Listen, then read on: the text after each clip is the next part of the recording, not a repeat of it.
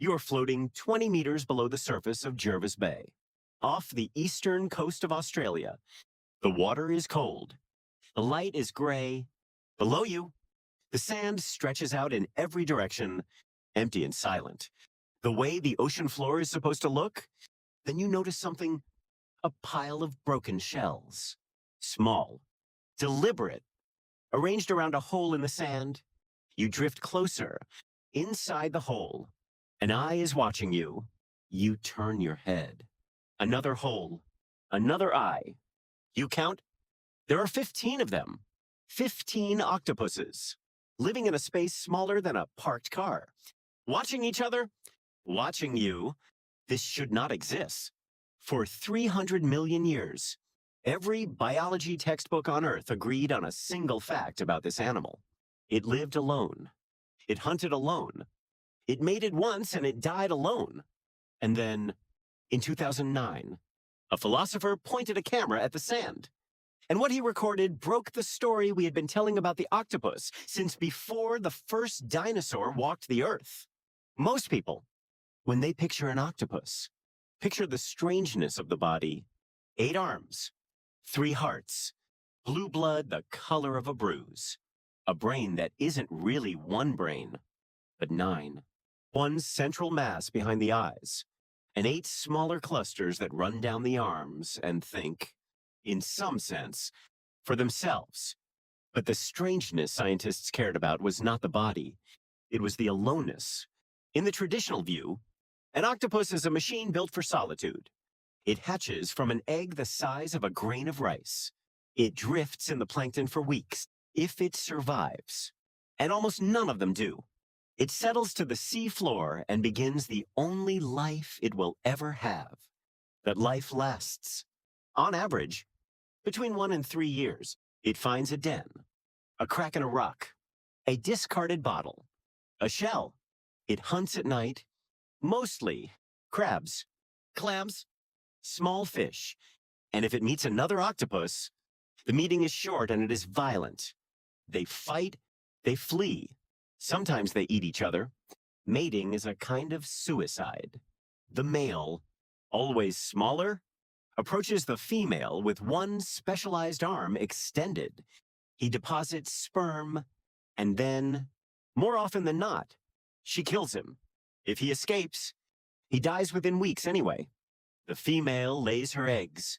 She stops eating. She guards them until they hatch, and then she dies too. Biologists call this simultaneous reproduction. It means reproduce once, then die.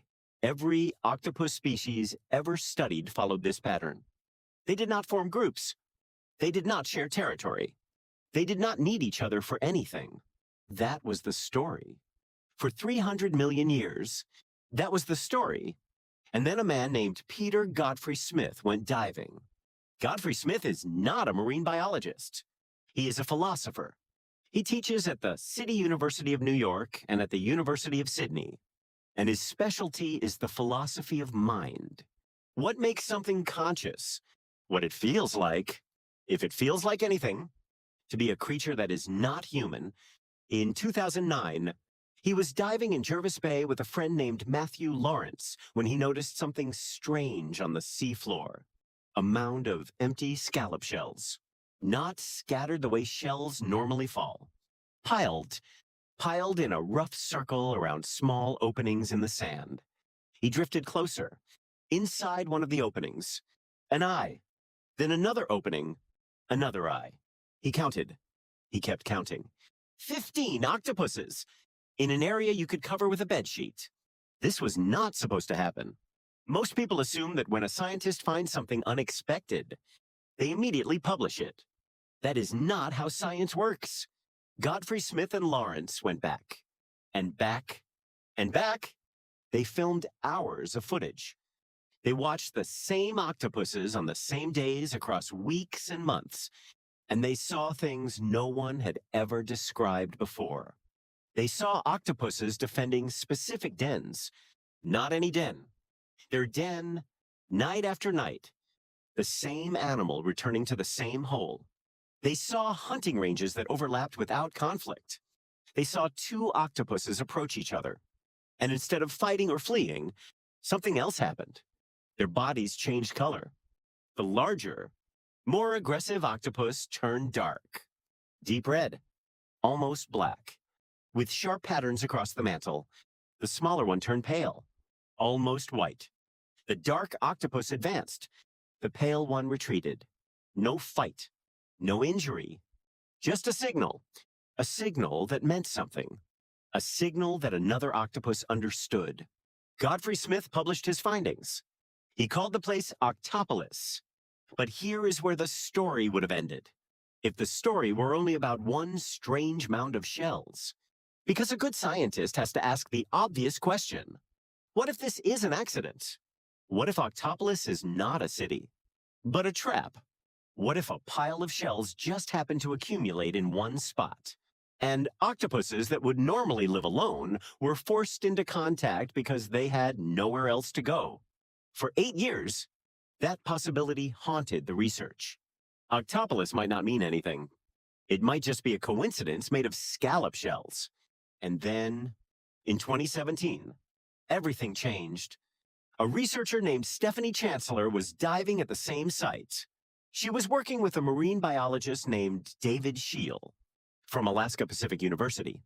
They swam past Octopolis, following the sand, and about 20 meters away, they stopped because there was another one, another mound, another cluster of dens, another group of octopuses watching each other, defending territory, signaling with their skin. They named it Atlantis, 2 cities, not one. And this changed everything, because 2 cities cannot be an accident. The paper appeared in the journal Marine and Freshwater Behavior and Physiology in September of 2017. The conclusion was careful, but it was clear. Octopuses, at least this species, Octopus tetricus, the gloomy octopus, were forming communities. They were recognizing individuals. They were communicating with color. They were doing something the textbooks said they could not do. And no one had ever noticed. For as long as there have been humans on the coast of Australia, these cities had been there, 20 meters down, invisible. But this is not the strangest part. Here is where it gets strange. Because if octopuses can form communities, even small and unstable ones, that changes what you have to say about their minds. A solitary animal does not need to communicate. It does not need to recognize other individuals of its species. It does not need to remember who it fought last week or who it retreated from yesterday. A social animal has to hold somewhere in its nervous system a model of other minds, not just the presence of another octopus. The identity of that octopus, its history, its threat level, its intentions. When Godfrey-Smith and Scheel reviewed their footage, they began to see patterns. The same pairs of octopuses seemed to repeat the same interactions. The same dominant male displayed to the same subordinate. The same disputes over the same dens. It looked, from the outside, like something we would recognize. It looked like a neighborhood. In his book, Other Minds, Godfrey-Smith writes something that has stayed with biologists ever since. He writes that meeting an octopus is probably the closest thing on Earth to meeting an alien. Not because of the arms, not because of the color changes, because of the evolutionary distance. The last common ancestor humans share with the octopus lived around 600 million years ago. It was small. It was blind. It was probably a flat worm-like thing crawling along the mud of some ancient sea. From that ancestor, our lineage went one way. Theirs went another. Our brains became centralized. Ours sits behind our eyes, a single organ making a single decision. The octopus took the opposite path. Its nervous system spread out. 2/3 of its neurons live not in the brain, but in the arms. Each arm can taste. Each arm can decide. Each arm can, in a limited sense, act on its own. We built minds by concentration. They built minds by distribution. And yet, on a sandy bay in Australia, this completely alien lineage This creature we thought was solitary. This animal that runs on 9 brains and blue blood and a body that dissolves into itself when it dies, has built something that, from a distance, looks almost like a village. It has neighbors. It has enemies. It has homes it defends and homes it abandons. A village made by a mind that evolved entirely separately from ours. A mind that never shared a road with ours since before there were fish. What does that mean? It means that the ability to live with others is not a human invention. It is not even a mammal invention. It is not something that requires a spine or warm blood or a face. It means that whatever pressures shape animals into communities, whatever forces make cooperation more valuable than isolation, those forces are older and wider than we thought. They reach into corners of the tree of life we never expected to find them in. It also means that we have been wrong before about this animal. For 300 million years, we told ourselves a story about the octopus. It was solitary. It was silent. It lived and died alone.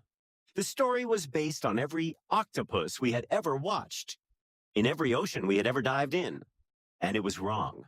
Not because the octopuses had changed, because we had never looked in the right place. There is one detail from the Jervis Bay footage that scientists keep returning to. It is not the fights. It is not the color signals. It is the moment, captured on film more than once, when one octopus, resting inside its den, extends a single arm out into the water, slowly, carefully, and touches, just for a second, the arm of the octopus in the den next door. Then both arms withdraw. No one knows what it means. No one knows if it means anything at all. But it happens, and it keeps happening. You are floating 20 meters below the surface of Jervis Bay. The water is cold. The light is gray. Below you, 15 octopuses are living in a space smaller than a parked car. They're watching each other. They are signaling with their skin. They are building something one scallop shell at a time that biology said they could never build. Maybe they always did. Maybe they were doing it 1,000 years ago, and 10,000, and 100,000.